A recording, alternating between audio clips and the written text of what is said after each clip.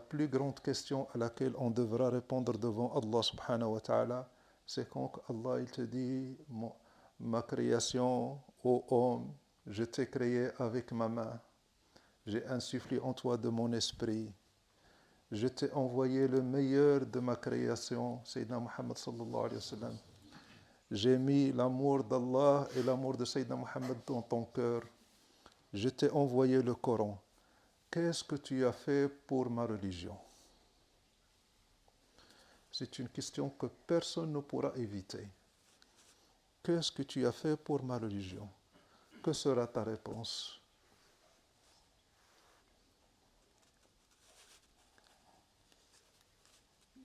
Qu'est-ce que tu répondras? Il te dira, qu'est-ce que tu as fait? Je t'ai donné, je t'ai offert tout ça. Qu'est-ce que tu as fait? Qu'est-ce que tu vas lui dire? J'ai prié, j'ai fait dhikr une demi-heure le matin. Qu'est-ce que tu vas lui dire? Qu'est-ce que tu as fait pour ma religion? La proximité d'Allah subhanahu wa ta'ala n'est autre que la proximité de Sayyidina Muhammad sallallahu alayhi wa sallam. Et pour être proche de Sayyidina Muhammad sallallahu alayhi wa sallam, il faut être l'héritier de Sayyidina Muhammad sallallahu alayhi wa sallam. Sayyidina Muhammad sallallahu alayhi wa sallam, il a reçu le message, il l'a porté, il l'a propagé, et il a souffert pour ça. Il a souffert, il a payé de son sang, de sa santé, de sa famille. On l'a torturé, on a torturé ses amis, on a tué sa famille, on a tout fait. Mais il n'a pas lâché. Il a une responsabilité. Allah va me demander qu'est-ce que tu as fait de ma amana et de la religion que je t'ai apprise. Qu'est-ce que tu en as fait? On a reçu le message de Sayyidina Muhammad sallallahu alayhi wa sallam. Hein? Il est venu à nous. Il est venu à nous, oui ou non? On croit en lui. Il nous a donné un message. Qu'est-ce qu'on va en faire? Qu'est-ce que vous comptez en faire? Là apparaissent les vrais hommes. Ça c'est l'homme. C'est pas une appellation. L'homme c'est pas le mal avec accent circonflexe sur le A. L'homme c'est pas le mal. L'homme c'est une station dans la foi. Il y a les croyants et il y a les hommes. Parmi les croyants, il y a des hommes. Être un homme, c'est être à la hauteur de l'amana qu'on a sur le dos. J'ai connu mon cheikh. J'ai côtoyé mon cheikh pendant assez longtemps. Et j'étais bien auprès de mon cheikh. Physiquement, j'étais loin. Je voyais mon cheikh en moyenne une fois par année. Mais à un certain moment, mon cheikh, il va laisser la amana. Qu'est-ce que tu vas en faire? Ça, c'est une question à laquelle tu dois répondre maintenant. Il vaut mieux y répondre maintenant que devant Allah.